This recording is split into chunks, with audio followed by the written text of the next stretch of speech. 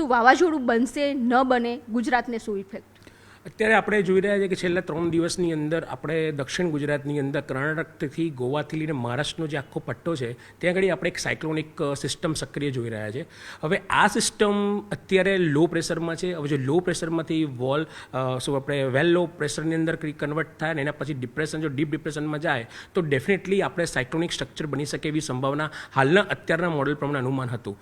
પણ આજની જે સિચ્યુએશન અમે જોઈ રહ્યા છે કે આજથી આવનારા 3 દિવસની અંદર કે આ જે વાવાઝોડાનું જે બનવાનું જે અનુમાન હતું એમાં કદાચ એવું બની શકે કે વાવાઝોડું ફોર્મ ના થાય. એની પાછળનું એક જ રીઝન છે કે આ જે વાવાઝોડું જે આ સિસ્ટમ જે સક્રિય થઈ છે એ બિપરજોય જેવી પહેલાં શરૂઆતમાં લાગતી હતી, પણ અત્યારે એ જમીન અને દરિયા બે સપાટીને કવર કરે છે. એટલે અડધું જમીનની બાજુ છે ને અડધું દરિયાની બાજુ છે. એટલે જ્યારે આ સિસ્ટમ જમીનની બાજુ આવે એટલે જમીનના જે ગરમ પવનો હોય એટલે એને કહેવાય અનુકૂળ વાતાવરણ ના મળે. જે દરિયામાં હોય તો વધારે વાતાવરણ, કારણ કે દરિયાની અંદર ભેજ હોય અને એની જે કન્ડિશનલ જે આખી જેની જે વેલોસિટી હોય એ આખી છે ને વાવાઝોડાને અનુકૂળ હોય. પણ જ્યારે જમીનની અંદર આવે એટલે ડેફિનેટલી આપણે બી આગળ બી જોઈ ગયા છે કે જ્યારે જમીન ઉપર આવે એટલે એની તીવ્રતા એની ગતિમાં ઘટાડો થાય. તો અત્યારના જે આ સિસ્ટમ સક્રિય થઈ રહી છે સહી છે એ સિસ્ટમ ધીમે ધીમે જેમ આગળ વધી રહી છે અને મહારાષ્ટ્રથી મુંબઈ તરફ જે આવી રહી છે એની અંદર જમીનના ભાગના કારણે આ સિસ્ટમ થોડી નબળી પડશે અને કદાચ એવું પણ બને કે આ સિસ્ટમ ટર્ન મારીને દરિયાના અરબ સમુદ્રને પાછી જતી રહે એટલે સાયક્લોનિક ફોર્મ ના પણ થાય. પણ હવે જો આ સાયક્લોનિક ફોર્મ થાય અને સાયક્લોનિક ફોર્મ ના બી થાય તો આપણા ગુજરાતની અંદર ડેફિનેટલી આવનારા 4 દિવસોમાં, એટલે હું તો કહું છું આજે બપોરથી લઈને લગભગ 25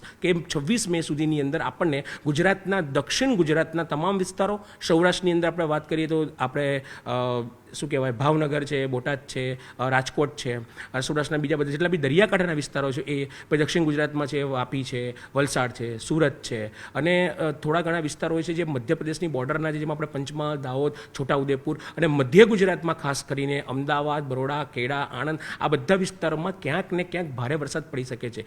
ભારે વરસાદની અંદર એટલે કેવું કહેવાય કે 1 કે 2 કલાકની અંદર કે 3 કે 4 ઇંચ જેટલી તીવ્રતાનો વરસાદ વરસી શકે છે. પણ દરિયાકાંઠાના વિસ્તારોની અંદર હું એવું કહીશ કે લગભગ 5 થી 6 ઇંચ જેટલો વરસાદ પડશે, કારણ કે દરિયાકાંઠાના વિસ્તારમાં ભેજનું પ્રમાણ વધારે હોય, ત્યાંની હ્યુમિડિટી વધારે હોય, જેના કારણે વરસાદ વધારે પડશે. એટલે હવે આવનારા 4-5 દિવસોની અંદર આપણને આ જે પેટર્ન બની રહી છે, સિસ્ટમ બની રહી છે, જેના કારણે આપણને ચોમાસાની અસર આપણા ગુજરાતના તમામ વિસ્તારોમાં જોવા મળશે. ચિરાગભાઈ, આ જે વાવાઝોડું બને ના બને પછીની વાત છે. હવે કારણ કે એ સિસ્ટમ બની રહી છે એના ઉપર નિષ્ણાંતો સતત નજર રાખી રહ્યા છે, પરંતુ છેલ્લા 5-6 વર્ષમાં આપણે જોઈએ છીએ કે ચોમાસું આવે તે પહેલાં અરબી સમુદ્રમાં ગતિવિધિઓ જોવા મળે છે, સિસ્ટમ બને છે અને સાયક્લોન બની જતું હોય છે. આના પાછળનું કારણ શું? આની પાછળનું રીઝન એક જ છે કે આપણે છે ને અરબ સમુદ્ર એ પહેલેથી ગરમ હતો અને હવે શું થઈ રહ્યું છે કે છેલ્લા 2015થી લઈને 2025 સુધીમાં અરબ સમુદ્રનું ઉષ્ણતામાન તાપમાન છે એ લગભગ 0.6 ડિગ્રી જેટલું વધી ગયું છે. 0.6 ડિગ્રી આપણી ભાષામાં બહુ સરળ કહેવાય, આપણે માઇનો, પણ જ્યારે આખા દરિયાનું 0.6 ડિગ્રી વધે એટલે એની જે આપણે અસરો છેલ્લા 6-7 વર્ષથી આપણે જોઈ રહ્યા છીએ. હવે એવું કહેવાય કે એ અરબની પેલી બાજુ કન્ટ્રી છે, બધા અરબ કન્ટ્રી છે, બધું જ હીટવાળું, ઉપર તમે પાકિસ્તાન, કઝાકિસ્તાન એ પણ હીટવાળું, પ્લસ આપણું જે બરફ ઓગળી રહ્યો છે એના કારણે દરિયાની સપાટી પણ વધી રહી છે.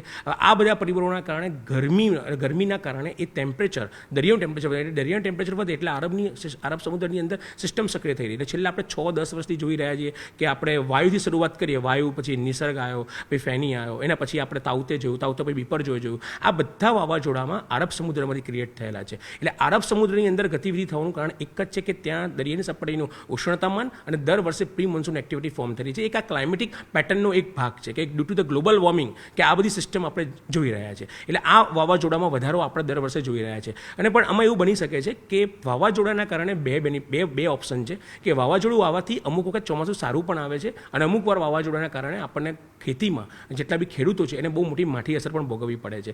એટલે આ વાવાઝોડા ફોર્મ થવાનું રીઝન એક જ છે કે અરબ સમુદ્રની જે સિસ્ટમને પેટર્ન દર વર્ષો કરતાં હવે દિવસે દિવસે બદલાઈ રહી છે. તો આ પેટર્ન બદલાઈ રહી છે, તમે માની રહ્યા છો, તો ચોમાસાની પેટર્ન ઉપર કોઈ અસર પડશે? કારણ કે એ પહેલાં કહેવાય છે કે અરબી સમુદ્રમાં જ્યારે વાવાઝોડું બનતું હોય, બંગાળની ખાડીમાં બનતું હોય છે, તો ચોમાસાની પેટર્નને ક્યાંક ખોરવી નાખતું હોય, ક્યારેક તમે કીધું કે સારું પણ થતું હોય છે અને ક્યારેક ચોમાસું ખેંચાઈ પણ જતું હોય છે. અત્યારની જે ગતિવિધિઓ જોઈએ છે કે ચોમાસું સમય કરતાં વહેલા આવી રહ્યું છે અને સાથે જ પરિબળો સાનુકૂળ છે, પરંતુ આ સિસ્ટમને કારણે શું લાગી રહ્યું છે?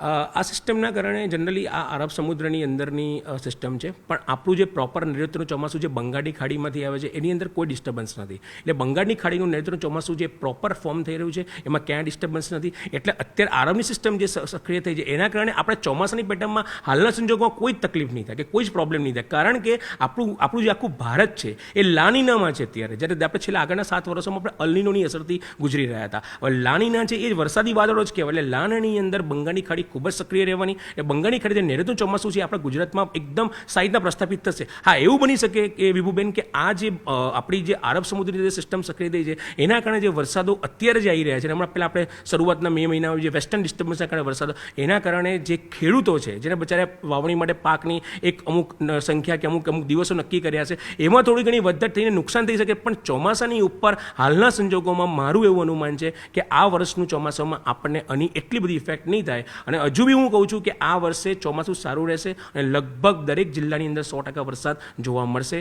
એ મારું અનુમાન છે. ચિરાગભાઈ, છેલ્લો ક્વેશ્ચન કે જે અત્યારે સિસ્ટમ બની રહી છે, તમે કીધું કે થોડો ભાગ લેન્ડ ઉપર રહેશે અને થોડો સમુદ્રમાં છે.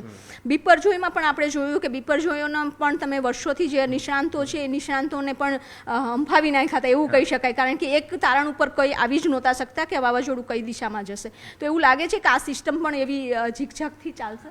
ના, એકચ્યુઅલીમાં છે ને વિભુબેન, આ જે વાવાઝોડું છે જો પેલા વાવાઝોડું ફોર્મ થશે તો એનું શ્રીલંકાથી નામ આપવામાં આવશે. આ વખત શક્તિ કરીનું નામ છે.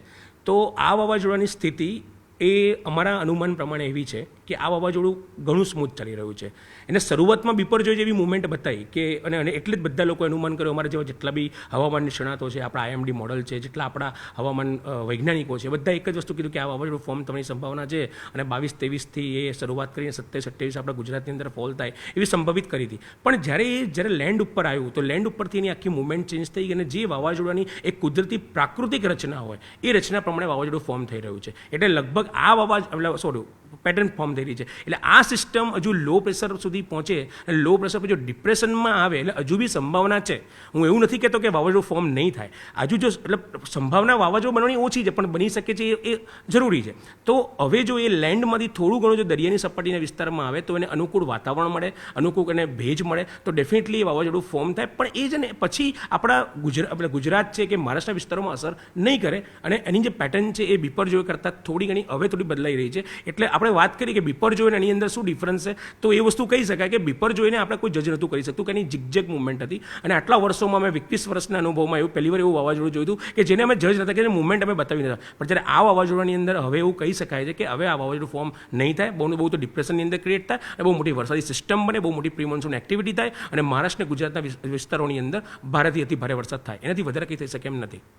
તો આ હતા ચિરાગ શાહ અને તેઓનું અનુમાન છે કે જે રીતે ચોમાસા પહેલાં અરબી સમુદ્રમાં જે સિસ્ટમો બને છે તેનું મુખ્ય કારણ છે કે તાપમાન છે સમુદ્રનું તે વધી રહ્યું છે. અને અત્યારે પણ અરબી સમુદ્રમાં જે સિસ્ટમ બની છે તે વાવાઝોડું બનશે કે નહીં બને તે હજુ જોવું રહ્યું, પરંતુ તેના કારણે જે સિસ્ટમ છે તેના કારણે ગુજરાતના જે દરિયાકાંઠાના વિસ્તારો છે તેમાં ભારે વરસાદ થવાની શક્યતાઓ છે.